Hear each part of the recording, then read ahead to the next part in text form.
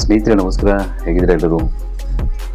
ಸ್ನೇಹಿತರೆ, ಈ ಸುದ್ದಿಯಲ್ಲಿ KH ಮುನಿಯಪ್ಪ ಅವರ ನಡೆ ಒಂಥರ ವಿಚಿತ್ರವಾಗಿದೆ. ಯಾಕಂತ ಹೇಳಿದ್ರೆ, ಯಾವತ್ತೂ ಕಾಂಗ್ರೆಸ್ ಕಾರ್ಯಕರ್ತರಿಗಾಗ್ಬೋದು, ಕಾಂಗ್ರೆಸ್ ಶಾಸಕರಾಗ್ಬೋದು, ಅವ್ರಿಗಾಗ್ಬೋದು, ಇಲ್ಲ ಮುಖ್ಯಮಂತ್ರಿಗಳಾಗ್ಬೋದು, ಇವರು ಈಶ್ವರಪ್ಪ ಅವರು ಯಾವಾಗಲೂ ಪ್ರತಿನಿತ್ಯನೂ ಒಂದು ಹಾವು ಮುಂಗಿಸಿ ಥರ ಮಾತಾಡೋದಿತ್ತು. ಹೊರಗಡೆ ನೋಡಿದ್ರೆ ಏನೋ ಒಂದು ವಿರುದ್ಧವಾದ ಸ್ಟೇಟ್ಮೆಂಟ್ ಕೊಡೋರು ಇವತ್ತು ಏನೋ ಒಂದು ಈಶ್ವರಪ್ಪ ಯೋಚನೆ ಏನು ಬಂದಿದೆ ಗೊತ್ತಿಲ್ಲ. ಒಂದು ಸಿದ್ದರಾಮಯ್ಯ ಕೇಸ್ ಬಗ್ಗೆ, ಮೂಢ ಹಗರಣದ ಬಗ್ಗೆ ಸಿದ್ದರಾಮಯ್ಯ ಸಾಹೇಬರು ಯಾವುದೇ ರೀತಿಯ ಒಂದು ತಪ್ಪು ಮಾಡಿಲ್ಲ. ಅವ್ರಿಗೆ ದೇವರು ಒಳ್ಳೇದು ಮಾಡಲಿ, ಈ ಕೇಸಿಂದ ಆಚೆ ಬರಲಿ ಅವರು. ನಾನು ಮತ್ತು ದೇವ್ರಿಗೆ ನಾನು ಪ್ರಾರ್ಥನೆ ಮಾಡ್ತೀನಿ, ಈ ಕೇಸಿಂದ ಬೇಗನೆ ಹೊರ ಬರಲಿ ಸಿದ್ದರಾಮಯ್ಯ ಸಾಹೇಬರು.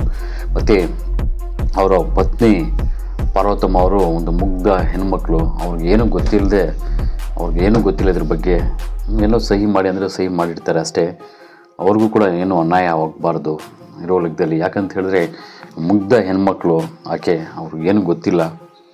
ನಾನು ದೇವರಿಗೆ ಭಗವಂತನಿಗೆ ಪ್ರಾರ್ಥನೆ ಮಾಡ್ತೀನಿ, ಇವರ ಕುಟುಂಬವು ಈ ಕೇಸಿಂದ ಬೇಗನೆ ಆಚೆ ಬರಲಿ, ಅವ್ರಿಗೆ ಯಾವುದೇ ಕೇಸ್ ಆಗಬಾರ್ದು ಸಿದ್ದರಾಮಯ್ಯ ಸಾಹೇಬರಿಗೆ ಅಂಥೇಳಿ ಒಂದು ಇಡೀ ರಾಜ್ಯನೇ ಆಶ್ಚರ್ಯ ಪಡುವ ರೀತಿಯಲ್ಲಿ ಒಂದು ಸ್ಟೇಟ್ಮೆಂಟ್ ಕೊಟ್ಟಿದ್ದಾರೆ ಶಿವಮೊಗ್ಗದಲ್ಲಿ ಈಶ್ವರಪ್ಪ ಅವರು. ಯಾಕಂತ ಹೇಳಿದ್ರೆ ಯಾವತ್ತೂ ಈಶ್ವರಪ್ಪ ಅವ್ರಿಗೂ ಮತ್ತು ಸಿದ್ದರಾಮಯ್ಯ ಸಾಹೇಬರಿಗೆ ಒಂದು ಹಾವು ಮುಂಗಿಸಿ ರೀತಿಯಲ್ಲಿ ಒಂದು ಅಸೆಂಬ್ಲಿಯಲ್ಲಿ ವಾಗ್ದಾಳಿಗಳು ನಡೀತಾ ಇತ್ತು. ಆದರೆ ಇದ್ದಕ್ಕಿದ್ದಂತೆ ಏನಪ್ಪ ಇದು, ಇವರು ಈಶ್ವರಪ್ಪನ ಮಾತಾಡ್ತಾ ಇರೋದು ಅಂತ ಇಡೀ ರಾಜ್ಯದಲ್ಲಿ ಸುದ್ದಿ ವೈರಲ್ ಆಗಿಬಿಟ್ಟಿದೆ. ಏನು ಇದ್ದಕ್ಕಿಂತ ಈಶ್ವರಪ್ಪ ಅವರು ಈ ರೀತಿ ಸಿದ್ದರಾಮಯ್ಯ ಅವರಿಗೆ ಹೊಗಳ್ತಿದ್ದಾರೆ, ಒಳ್ಳೆಯದಾಗಲಿ, ನಾವೆಲ್ಲ ಜೈಲಿಗೆ ಹೋಗು ಅಂತ FIR ಮಾಡ್ತಾ ಇದ್ದೀವಿ, ಮತ್ತು ರಾಜೀನಾಮೆ ಕೊಡಿ ಅಂತ ಒದ್ದಾಡ್ತಿದ್ದೀವಿ ಅಂಥೇಳಿ ಇವರು ಒದ್ದಾಡ್ತಿದ್ದಾರೆ.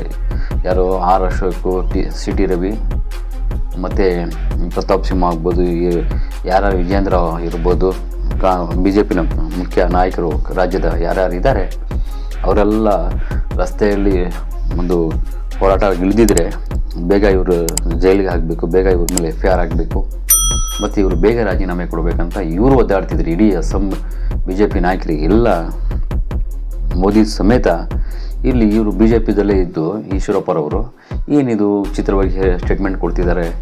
ಸಿದ್ದರಾಮಯ್ಯಗೆ ಈ ಕೇಸಿಂದ ಅನ್ಯಾಯ ಆಗ್ತಾಯಿದೆ, ಅನ್ಯಾಯ ಆಗಬಾರ್ದು, ಇವ್ರಿಗೆ ದೇವರು ಒಳ್ಳೇದು ಮಾಡಬೇಕು, ಇವ್ರಿಗೆ ಯಾವುದೇ ರೀತಿಯ ಕೇಸು ಆಗಬಾರ್ದು, ಮತ್ತು ಅವರ ಹೆಂಡತಿಗೂ ಅಷ್ಟೇ ಪಾಪ ಮುಗ್ಧ ಹೆಣ್ಮಕ್ಳು, ಅವ್ರಿಗೇನು ಗೊತ್ತಿಲ್ಲ, ಅವ್ರಿಗೆ ಆ ಭಗವಂತನಿಗೆ ನಾನು ಪ್ರಾರ್ಥನೆ ಮಾಡ್ತೀನಿ ಇವ್ರಿಗೆ ಈ ಕೇಸಿಂದ ಬೇಗ ಆಚೆ ಬರಲಿ ಅಂತ ಹೇಳ್ತಿದ್ರೆ, ಏನೋ ಇವ್ರ ನಡೆ ಏನಾದರೂ ಕಾಂಗ್ರೆಸ್ ಕಡೆ ಇದೆಯಾ ಅಂತ ಹೇಳಿ ಪ್ರತಿಯೊಬ್ಬರು ಇಡೀ ರಾಜ್ಯದಲ್ಲೇ ಯೋಚನೆ ಮಾಡೋದು ಶುರುವಾಗಿದೆ.